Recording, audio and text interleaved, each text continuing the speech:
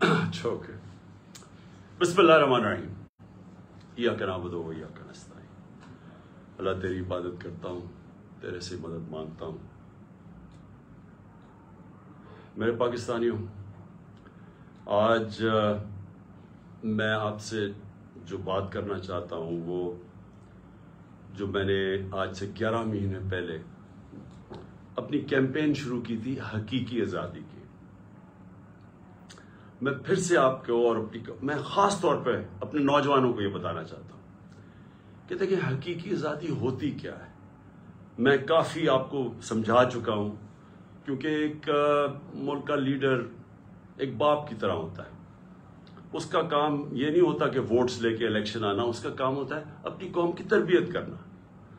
تو میرا ایک تجربہ ہے، 70 سال میری عمر ہے، ساری دنیا میں پھر چکا ہوں۔ میں نے جس سسٹم کو ہم نے فالو کیا ہوا ہے، جو برطانیہ کا Westminster model of democracy, وہ میں نے بڑے قریب سے دیکھا ہوا ہے، کیونکہ میری بڑی زندگی گزری کرکٹ کھیلنے کی وجہ سے انگلینڈ کے اندر، اور میں نے پڑھا بھی پالیٹکس تھا اور پولیٹیکل ہسٹری میرا سبجیکٹ بھی تھا۔ تو میں صرف آپ کو یہ بتانا چاہتا ہوں کہ میں نے ساری دنیا کے سسٹمز دیکھ کے جب اپنی تحریک شروع کی تھی، آج سے اب تقریباً 27 سال اگلے سال ہو جائیں گے، اس کا میں نے نام رکھا تھا انصاف کی تحریک۔ انصاف کی تحریک وہ ہے جس کو کہتے ہیں رول آف لا، قانون کی حکمرانی۔ اور میں نے اس لیے شروع کی تھی کہ میرا ساری دنیا کا تجربہ یہ تھا کہ پاکستان کا مسئلہ ہی صرف ایک ہے، ہمارے انصاف نہیں ہے، ہمارے قانون کی حکمرانی نہیں ہے۔ ہمارا مسلسل اس ملک میں ایک طبقہ ہے جو قانون کے اوپر بیٹھ جاتا ہے، جو کہتا ہے ہم قانون سے اوپر ہیں۔ مارشل لا لگاتے ہیں تو سارا آئین ختم ہو جاتا ہے۔ پچھلے 60 سال میں آدھا وقت مارشل لا رہے ہیں۔ اس کے بعد جب یہ دونوں آئے، یہ دو خاندان آئے، انہوں نے جب لوٹنا شروع کیا تو انہوں نے ایک چیز کہی کہ سب کو پکڑ لو لیکن ہمیں نہ پکڑو، کیونکہ ہم قانون کے اوپر ہیں۔ ابھی بھی وہ جو باہر بھاگا ہوا ہے ملک سے جھوٹ بول کے، اس کی بیٹی جدھر پھر رہی ہے وہ کیا کہتی پھر رہی ہے؟ کسی کی جرت کیسے بڑھ رہی کہ ہمارے خلاف کیس کر دیا اور میرے باپ کو یہ کر دیا؟ وہ یہ نہیں کہتی کہ کیا اس نے قانون توڑا یا نہیں۔ وہ یہ نہیں بتاتی کہ اربوں روپے کی پراپرٹیز باہر جو اس لندن میں ان کے پاس ہے، ان کے بیٹوں کے پاس ہیں، وہ پیسہ آیا کدھر سے؟ اس کی بات نہیں کرتی۔ وہ تو جب پتہ نہیں تھا پیناما میں کہ کیا انکشاف ہو جانا ہے، تو 2 سال پہلے تو میری لندن تو چھوڑے پاکستان میں بھی کوئی پراپرٹی نہیں ہے۔ کبھی یہ بات نہیں کرتے کہ ان کا کیا، انہوں نے اس ملک سے ناجائز طریقے سے منی لانڈرنگ کر کے پیسہ باہر بھیجا، اس کے اوپر بات نہیں کرتے۔ وہ کیوں نہیں کرتے؟ کیونکہ یہاں عادت پڑ گئی ہے پچھلے 60 سال میں کہ اگر میں طاقتور ہوں تو میں قانون کے اوپر ہوں، مجھے کسی کی ضرورت ہے پکڑنے کی۔ تو اسی لیے میں نے اپنی پارٹی بنائی تھی آج سے، جس طرح میں نے کہا اب تقریباً 25 اپریل کو 27 سال ہو جائیں گے۔ تو جو پاکستان میں ہو رہا ہے، میں صرف آپ کو سمجھانا چاہتا ہوں کہ جس ملک کے اندر قانون کی حکمرانی ہوتی ہے وہاں ایسی چیزیں نہیں ہو سکتی، کیونکہ قانون سب سے اوپر ہوتا ہے، کوئی قانون نہیں توڑ سکتا۔ طاقتور کو یہ اجازت نہیں دیتا اس ملک کا قانون کہ آپ فیصلہ کریں کہ جی آپ ایک دم آئین توڑ دیں۔ کسی بھی اس ملک جدھر آج خوشحالی ہے، جدھر ہمارے لوگ مر کے ویزے لے کے یا کوشش کر کے پیسہ خرچ کر کے باہر جاتے ہیں، وہ کیوں جاتے ہیں؟ کیونکہ وہ خوشحال ملک ہے۔ وہ خوشحال اس لیے ہیں کہ وہاں انصاف ہے، وہ قانون کی حکمرانی ہے۔ میں نے اپنے لوگوں کو جب سے میں وزیر اعظم بنا، میں نے یہی سمجھانے کی کوشش کی کہ مدینہ کی ریاست میں میرے نبی صلی اللہ علیہ وسلم نے قانون کی حکمرانی، عدل اور انصاف قائم کر کے ان کو دنیا کی امامت کروائی۔ جو بنیاد رکھی تھی ریاست کی وہ عدل اور انصاف پہ رکھی تھی۔ غربت تھی، پیسہ نہیں تھا، برے حالات تھے، مہاجر آئے ہوئے تھے جن کے پاس سب کچھ چھوڑ کے آ گئے تھے۔ ادھر اس معاشرے کے اندر انہوں نے سب سے پہلے قانون انصاف قائم کیا، اور بعد میں خوشحالی آئی، اور بعد میں وہ ایک عظیم قوم بنے۔ تو جو قانون کی حکمرانی ہے یا جو انصاف ہے وہ کرتا کیا ہے؟ وہ انسان کو آزاد کر دیتا ہے، اور آزاد انسان کی پرواز اوپر ہوتی ہے۔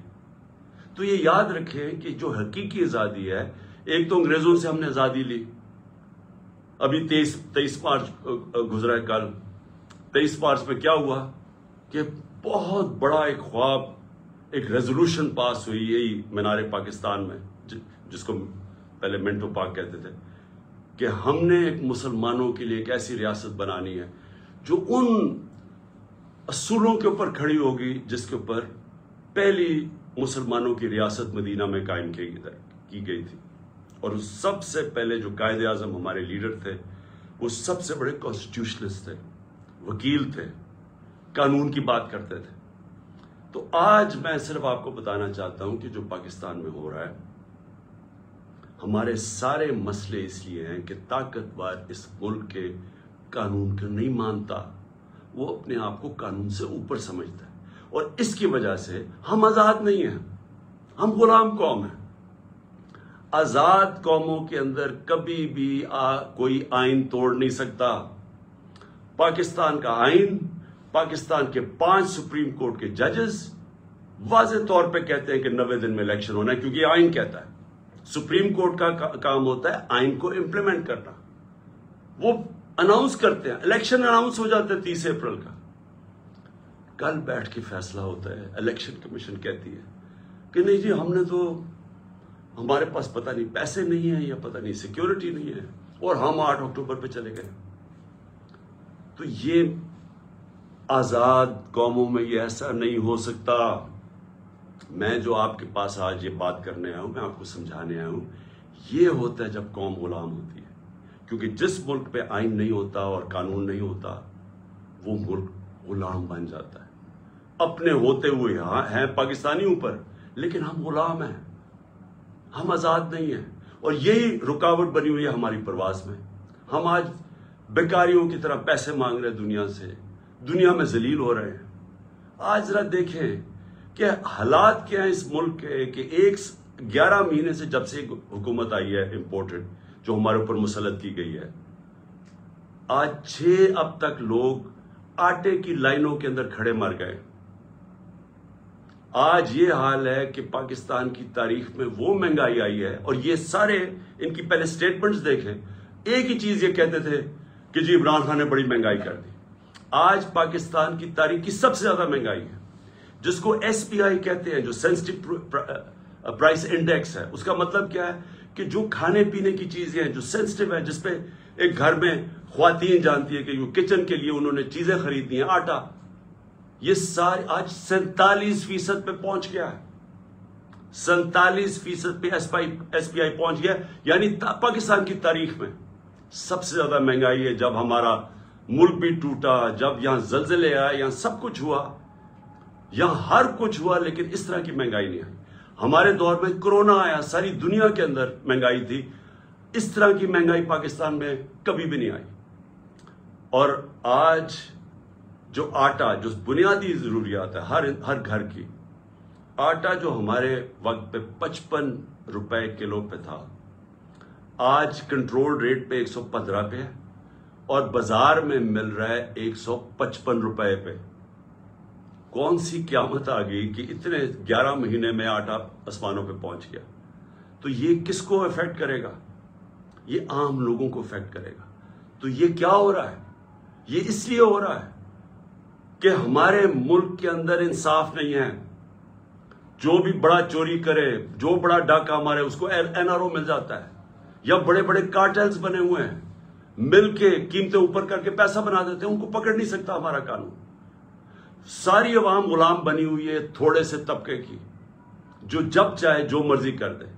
تو میں سب سے پہلے تو یہ جو آئین کے اوپر آتا ہوں، کہ جو انہوں نے آئین کے اوپر واردات کی ہے کہ جی ہم 8 اکتوبر پہ چلا گیا الیکشن، مجھے یہ بتائیں کہ کون آج گارنٹی کرے گا کہ 8 اکتوبر کو الیکشن ہوگا یا نہیں ہوگا؟ جب یہ وجہ دے دی کہ جی آج پتہ نہیں پیسے نہیں ہے یا جو بھی ہے، سیکیورٹی، کوئی بھی بہانہ تو کوئی بھی مار سکتے ہیں، تو کیا گارنٹی ہے کہ 8 اکتوبر کو یہ نہیں ہوگا؟ کون بتائے گا کہ کون فیصلہ کرے گا کہ جی اب الیکشن کروانے کا ماحول ٹھیک ہو گیا؟ یہ کون فیصلہ کرے گا؟ جو ہم یہ اب اس کے اوپر میں اپنی ساری لیگل کمیونٹی کو آج کہہ رہا ہوں، میں اپنے سارے وکلا کو کہہ رہا ہوں، میں اپنے سارے ججز صاحبان کو بڑے ریسپیکٹ فلی کہہ رہا ہوں کہ یہ ہے وہ ڈیفائننگ مومنٹ پاکستان کی تاریخ کا۔ اگر اس وقت ہم نے یہ آئین کا قتل ہونے دیا، یہ رکنا نہیں ہے پھر کہیں۔ سب کو یاد ہونا چاہیے کہ ایک دفعہ کہا تھا میں 90 دن میں الیکشن کروا دوں گا، اور اس کے بعد 11 سال تک ایک آمریت کے ملک اس پہ پڑا رہا تھا۔ تو آج بھی اگر ہم یہاں سے ہٹتے ہیں، یہ پھر رکنے نہیں لگی بات۔ اور میں ساری قوم کو آج کہہ رہا ہوں، آزاد قوم وہ ہوتی ہے جدھر قانون کی حکمرانی ہوتی ہے، رول آف لا ہوتا ہے۔ جس ملک میں رول آف لا نہیں ہے، وہاں طاقتور کمزور کے اوپر حاوی ہو جاتا ہے۔ کسی بھی، اب میں آپ کو مثال دیتا ہوں، دیکھیں اپنے آپ کے رشتہ دار ہوں گے، برطانیہ میں رہتے ہیں، امریکہ میں رہتے ہیں، یورپ میں رہتے ہیں، کبھی ان سے پوچھیں کہ کیا وہاں انہوں نے کبھی قبضہ گروپ کا نام سنا ہے؟ کبھی کسی کی پراپرٹی کے اوپر قبضہ ہوا ہے؟ کسی طاقتور نے کیا ہے؟ نہیں کر سکتا، کیونکہ قانون کا مطلب ہوتا ہے کمزور کو طاقتور سے اس کی حفاظت کرنا، اس کو تحفظ دینا۔ اس کو کہتے ہیں انصاف۔ جب حضرت عمر، حضرت ابو بکر، حضرت علی، ان کی پہلی سٹیٹمنٹ دیکھ لیں، جب وہ خلیفہ بنے پہلی سٹیٹمنٹ کیا تھی کہ کمزور اور طاقتور کو میں قانون کے سامنے ایک برابر کروں گا، یعنی انصاف قائم کروں گا۔ یہ بنیادی ضرورت ہوتی ہے قوم کی۔ انصاف ہی قوموں کو آزاد کرتا ہے۔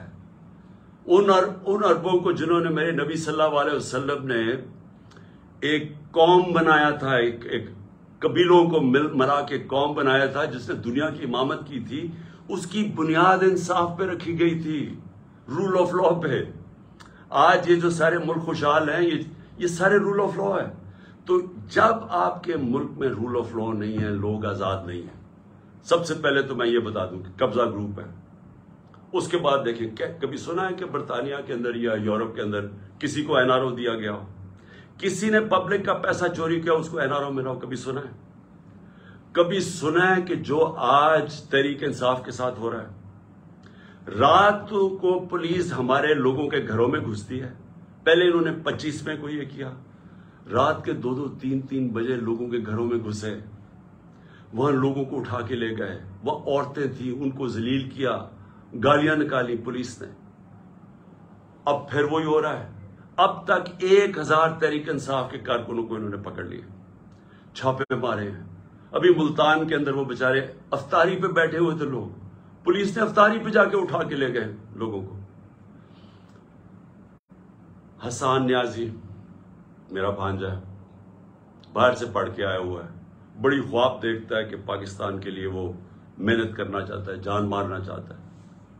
اس کو جا کے پہلے تو اس کے پاس بیل تھی، اس کو اٹھا ہی نہیں سکتے تھے، اس کو پہلے اٹھایا، پھر اس کے اوپر کوئی انہوں نے دفعہ لگائی، کوئی FIR فیک لگا دی، کوئی پوچھنے والا نہیں۔ کسی مہذب معاشرے میں ایسے نہیں ہوتا۔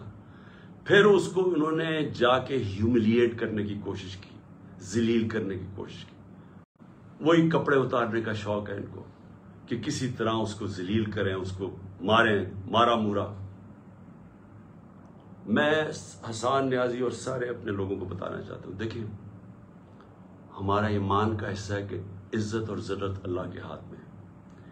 جب یہ لوگ ایسے کرتے ہیں، یہ آپ کو ذلیل نہیں کرتے۔ یہ جو ظالم، جب یہ بزدل لوگ جیلوں کے اندر جب لوگوں کو مارتے ہیں اور یہ ٹارچر کرتے ہیں، یہ اپنے آپ کو ذلیل کرتے ہیں۔ ان کی زندگی میں ذلت لکھی ہوئی ہے، ان کو ادھر اور آخرت میں ان کو پوری سزا ملے گی اس کی۔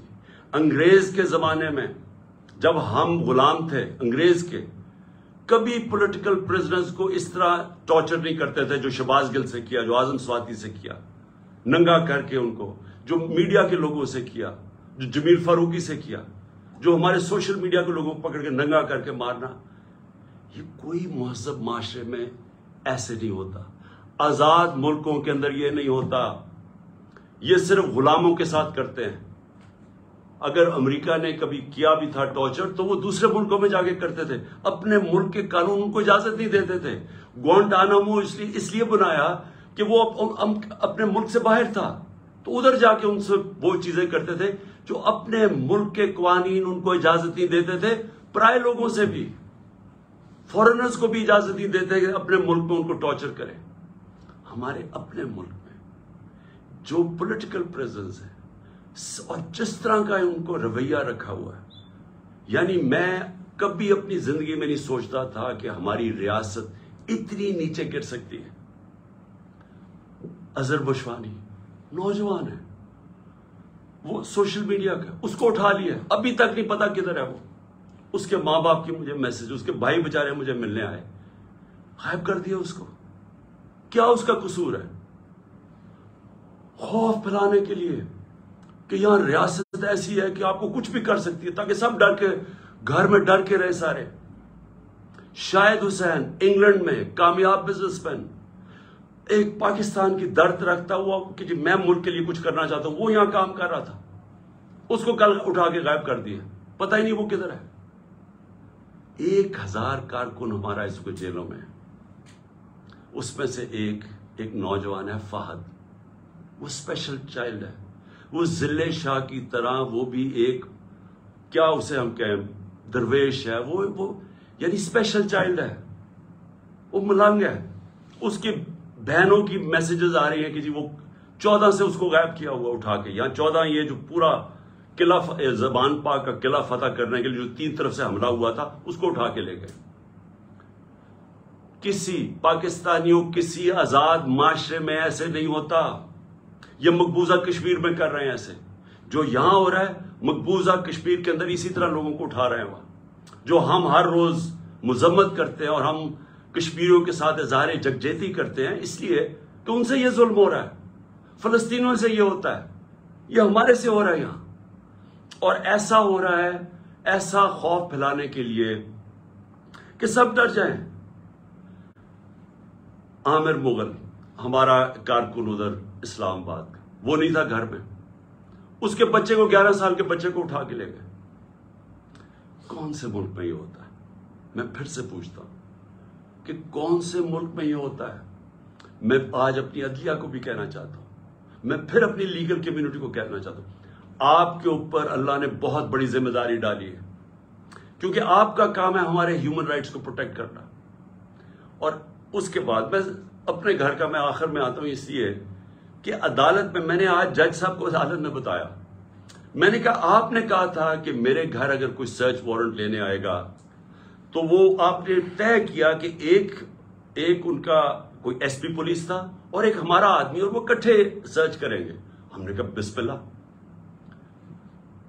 40 لوگوں نے دروازہ توڑ کے میرے گھر گھسائے، اور تب جب میں یہ بتا چکا ہوں میں وہاں اسلام آباد تھا پیشی کے لیے، میری بیوی اکیلی دیندار خاتون جو دنیا میں جن کا واسطہ نہیں ہے اپنی زندگی گزارتی ہے، وہ اکیلی یہاں سے دروازہ توڑ کے اندر گھسے۔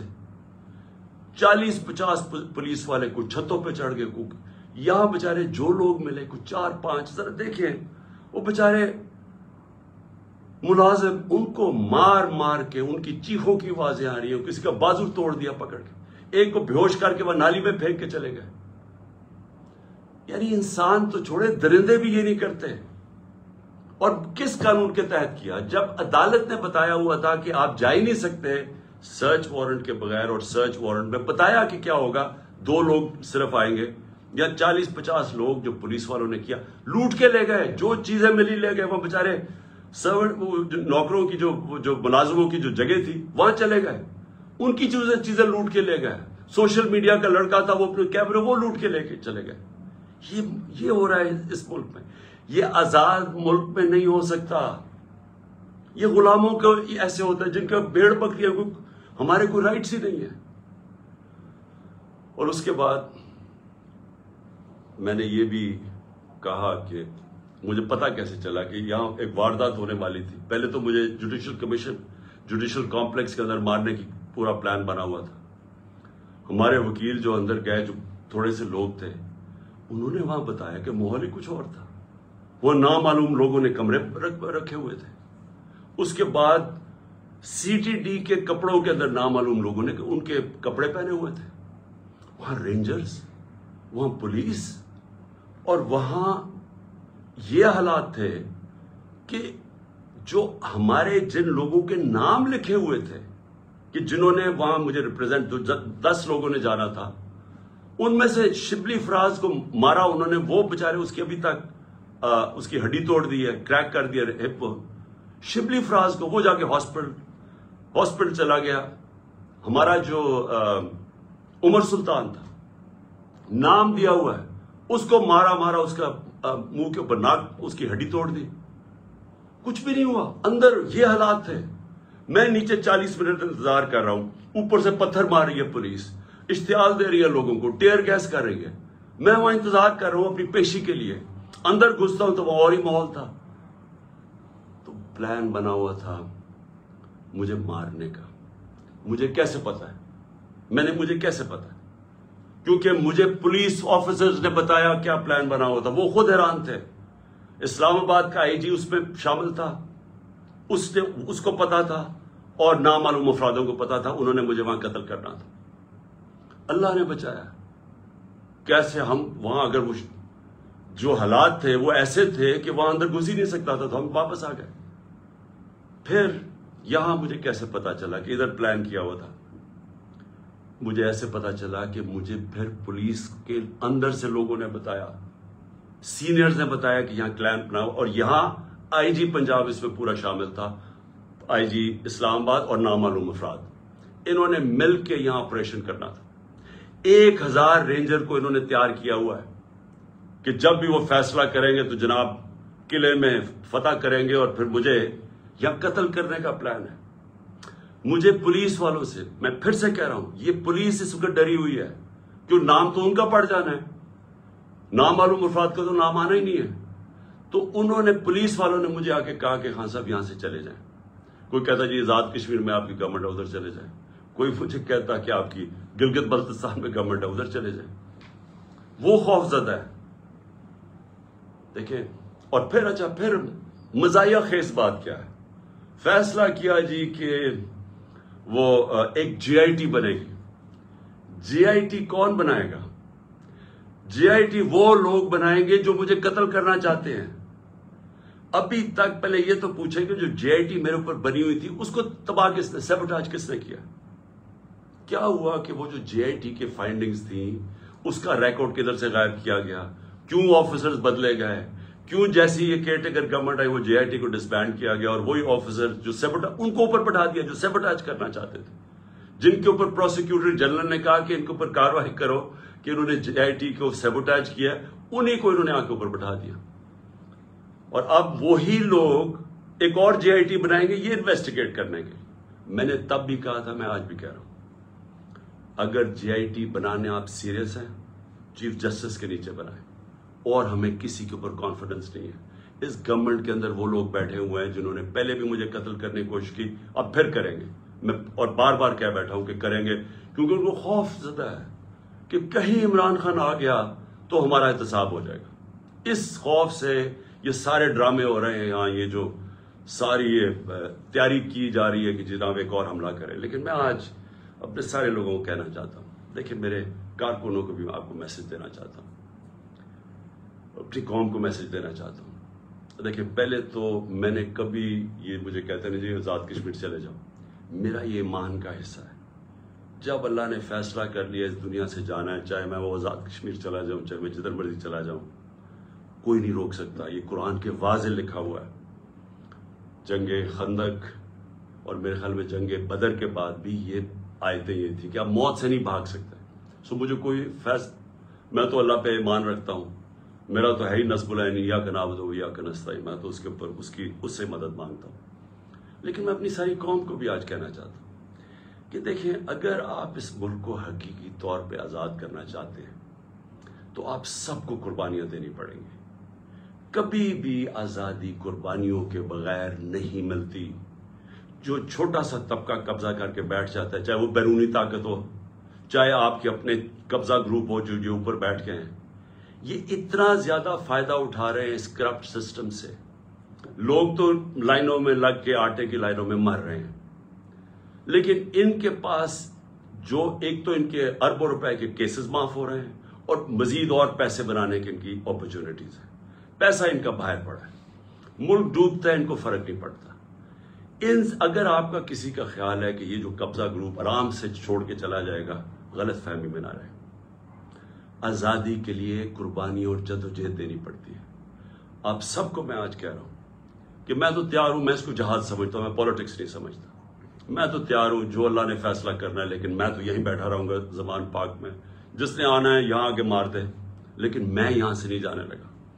اور میں آپ سب کو یہ میسج دینا چاہتا ہوں.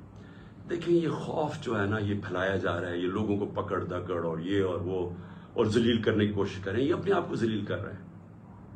آپ نے کسی نے اس سے خوف زدہ ہو کے اپنی آزادی کی تحریک سے پیچھے نہیں ہٹنا, کیونکہ ایسا موقع شاید آئے نا جو اس وقت قوم کھڑی ہوگی اور جو شعور آ گیا قوم میں, جو ہمارے نوجوان آج کھڑے ہو گئے ہیں. آپ نے اب اس سے پیچھے نہیں ہٹنا. یہ تحریک ادھر پہنچے گی جدھر ہم اپنے آپ کو ایسے ایک وہ پاکستان بنے گا جدھر ہمیں کوئی خوف نہیں ہوگا کہ ہمارے اوپر کوئی ظلم کر سکے, جدھر ہمیں ساروں کو, کمزور سے کمزور کو پتا ہوگا کہ کسی نہ کچہری میں, نہ تھانے میں, نہ کسی پٹوار خانے میں کوئی اس کے اوپر ظلم نہیں کر سکتا. نہ کوئی نامعلوم افراد آ کے اس کو رات کو اٹھا لیں گے, کیونکہ ہم آزاد ہوں گے, کیونکہ قانون ہمیں پروٹیکشن دے گا.